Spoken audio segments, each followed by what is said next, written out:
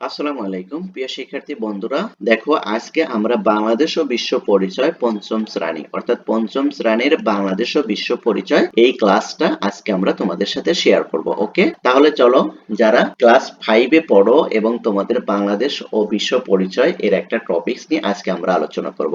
আর তোমাদের সাথে একটা কথা আমরা বলছি, সেটা হলো তোমরা যদি 2026 সালে বৃত্তি পরীক্ষা দিতে চাও তাহলে কিন্তু তোমাদের এই বাংলাদেশ এবং বিশ্ব পরিচয়ে কিন্তু 50 মার্ক থাকবে। ঠিক আছে, এখান থেকে তোমাদের কিন্তু প্রশ্ন হবে, তাই তোমরা যারা বৃত্তি পরীক্ষা দিবে তারা অবশ্যই বছরের শুরু থেকে খুব ভালোভাবে প্রিপারেশন নিতে থাকো। ওকে, তাহলে চলো আমরা বাংলাদেশ ও বিশ্ব পরিচয়ের আজকে আমরা একটা টপিক নিয়ে তোমাদের সাথে আলোচনা করব।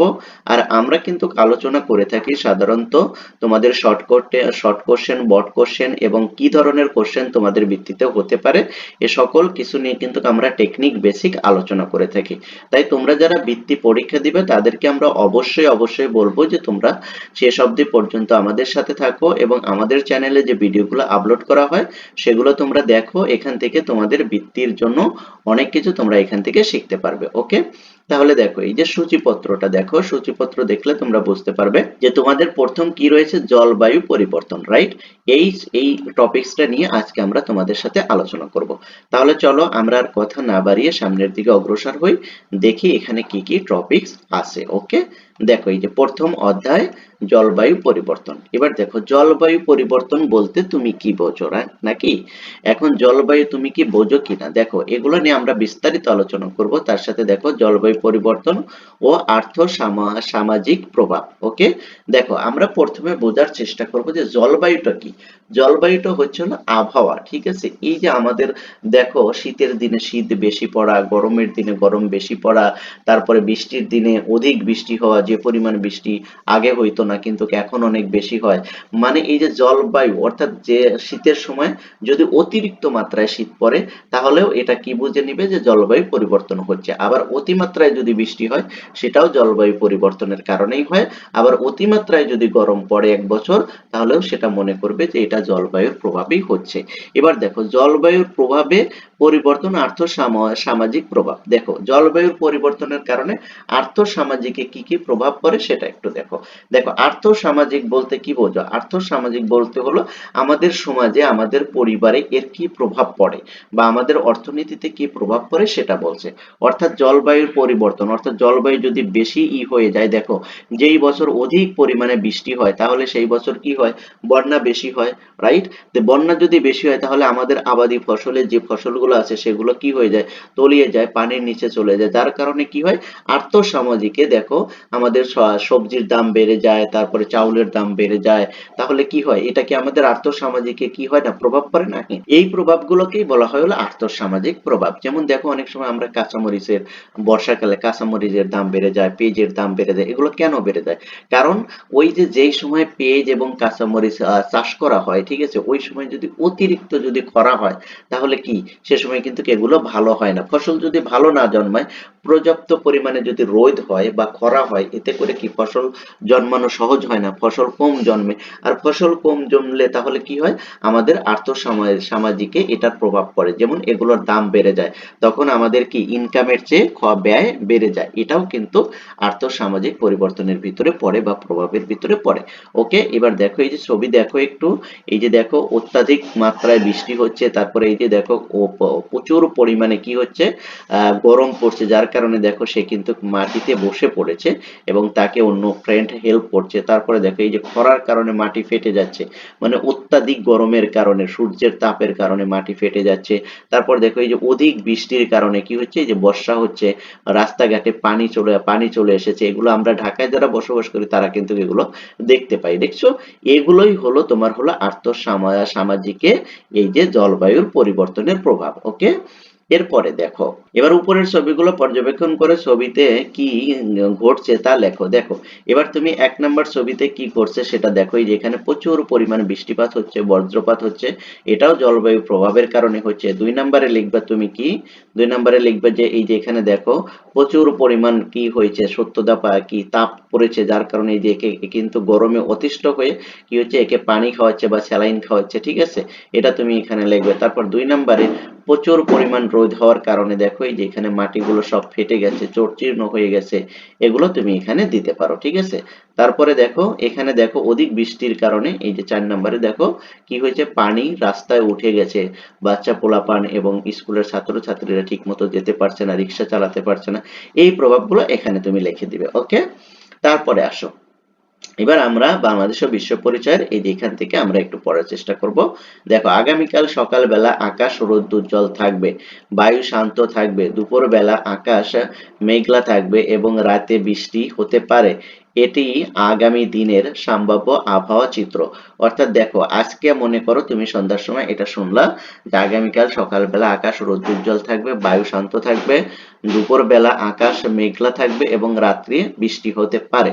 এগুলো কি? এগুলো হলো আবহাওয়া চিত্র। কোনো নির্দিষ্ট স্থানের স্বল্প সময়ের গড় তাপমাত্রা, বৃষ্টিপাত ও আর্দ্রতাকে আবহাওয়া বলে। ওকে, আবহাওয়া কাকে বলে? এই যে কোনো নির্দিষ্ট স্থানের স্বল্প সময়ের গড় তাপমাত্রা, বৃষ্টিপাত ও আর্দ্রতাকে আবহাওয়া বলে থাকে। তাহলে তুমি আবহাওয়া কাকে বলে এখান থেকে কিন্তু আনসার করতে পারবে, ঠিক আছে।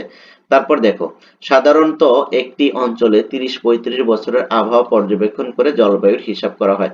দেখো জলবায়ুর যখন হিসাব করা হয় 1-2 বছরের জলবায়ুকে ডিপেন্ড করেই কিন্তু জলবায়ু পরিবর্তন বা হিসাব করা হয় না। 30 থেকে 35 বছর ওই অঞ্চলের জলবায়ুকে কি করা হয়? পর্যবেক্ষণ করা হয়। অর্থাৎ শীতের দিনে শীত কতটুকু পড়ছে, তারপর বৃষ্টির দিনে বৃষ্টি কতগুলো কি পরিমাণ হচ্ছে এবং গরমের দিনে গরম কত ডিগ্রি সেলসিয়াস বেড়ে যাচ্ছে, এগুলো 1-2 বছর নয়, 30 থেকে 35 বছর পর্যবেক্ষণ করে তারপর ওই অঞ্চলের জলবায়ু নির্ধারণ করা হয় বা হিসাব করা হয়। ওকে, তারপর দেখো যেমন দীর্ঘদিনের আবহাওয়ার চিত্র পর্যালোচনা করে দেখা যায় যে বাংলাদেশে জুন জুলাই মাসে বৃষ্টি হয়, বাতাস আর্দ্রতা বেশি থাকে, ডিসেম্বর জানুয়ারি মাসে শীত পড়ে, তখন বাতাসে আর্দ্রতা কমে থাকে। এটাই জলবায়ুর চিত্র, আর এগুলোকেই জলবায়ুর চিত্র বলে। কোনো স্থানে দীর্ঘ সময়ের বায়ুর তাপমাত্রা, বৃষ্টিপাত, আর্দ্রতা ইত্যাদি গড় মানের হিসাবকে জলবায়ু বলে। ওকে, এগুলো তোমরা একটু দেখে নিবে। তারপরে দেখো এখানে কি বলছে, বিভিন্ন কারণে জলবায়ু পরিবর্তন হলেও মূলত মানব সৃষ্ট কারণে জলবায়ু পরিবর্তন দ্রুত হচ্ছে। দেখো প্রাকৃতিকগত ভাবেও কিন্তু জলবায়ু পরিবর্তন হয়, তার সাথে সবচেয়ে বেশি মানব সৃষ্ট অর্থাৎ মানুষের কারণে সবচেয়ে বেশি জলবায়ু পরিবর্তন হচ্ছে। যেমন দেখো জলবায়ু পরিবর্তনের কারণগুলোর মধ্যে জীবাশ্ম জ্বালানি দেখো যেমন কয়লা, তেল, প্রাকৃতিক গ্যাসের অতিরিক্ত ব্যবহার অন্যতম। দেখো মানে জলবায়ু পরিবর্তনের কারণগুলোর মধ্যে কোনটি রয়েছে? জ্বালানি, যেগুলো যেমন কয়লা, তেল, প্রাকৃতিক গ্যাস, এগুলো অতিরিক্ত ব্যবহারের করার কারণে কিন্তু জলবায়ুর পরিবর্তন হচ্ছে। এছাড়া কলকারখানা, যানবাহন, এসি, ফ্রিজ থেকে নির্গত গ্যাস, তারপরে ইট ভাটার ধোঁয়া, বন উজাড় করা ইত্যাদি উল্লেখযোগ্য। তাহলে কি কি কারণে জলবায়ু পরিবর্তন হচ্ছে? আমরা জানি কয়লা, তেল, প্রাকৃতিক গ্যাসের অতিরিক্ত ব্যবহার, কলকারখানা, যানবাহন, এসি, ফ্রিজ থেকে নির্গত গ্যাস, ইটভাটার ধোঁয়া, বন উজাড় করা ইত্যাদির কারণে কিন্তু জলবায়ু পরিবর্তন হচ্ছে। এসব কারণে পৃথিবীর তাপমাত্রা ধীরে ধীরে বৃদ্ধি পাচ্ছে। এগুলো বৃদ্ধির কারণে কিন্তু তাপমাত্রা বৃদ্ধি পাচ্ছে। দুই মেরুর বরফ গলার সঙ্গে সঙ্গে সমুদ্রপৃষ্ঠের উচ্চতা বেড়ে গেছে। দেখো আমাদের এই পৃথিবীর উত্তর এবং দক্ষিণে কিন্তু বিশাল বরফের একটা রয়েছে, ঠিক আছে। এগুলো কি আস্তে আস্তে গলে যাচ্ছে, এই গলে যাওয়ার কারণেই কিন্তু আমাদের দেশের কি তাপমাত্রাগুলো বিভিন্নভাবে বিভিন্ন সময় পরিবর্তন হচ্ছে। দেখো বিভিন্ন অঞ্চলে দেখা দিচ্ছে বন্যা, খরা, ঘূর্ণিঝড়, জলোচ্ছ্বাস, ভূমিধস মতো দুর্যোগ, ফলে প্রকৃতি, বন্যপ্রাণী, মানুষের জীবন এবং সম্পদের ব্যাপক ক্ষতি হচ্ছে। সমুদ্রপৃষ্ঠের উচ্চতা বেড়ে যাওয়ার লবণাক্ত পানি প্রবেশ করে, ক্ষতি করছে উপকূলীয় এলাকার কৃষি জমির।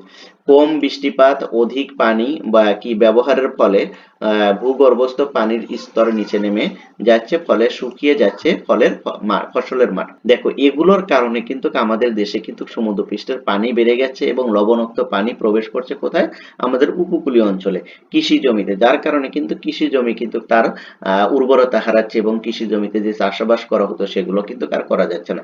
আবার কম বৃষ্টিপাত হচ্ছে, কম বৃষ্টিপাতের কারণে পানির স্তরটা মাটির নিচে কমে গেছে। যারা গ্রাম অঞ্চলে থাকো তারা বুঝতে পারবে যে পানির স্তর নিচে নেমে গেলে দেখা যায় যে টিউবওয়েল এবং ওয়াটার পাম্প যেগুলো থাকে, সেচ পাম্প যেগুলো থাকে, সেগুলোই কিন্তু পানি কম ওঠে, ঠিক আছে। এটাকে বোঝায়, এটা মূলত কারণ হলো তোমার এই জলবায়ু পরিবর্তনের কারণে, ঠিক আছে।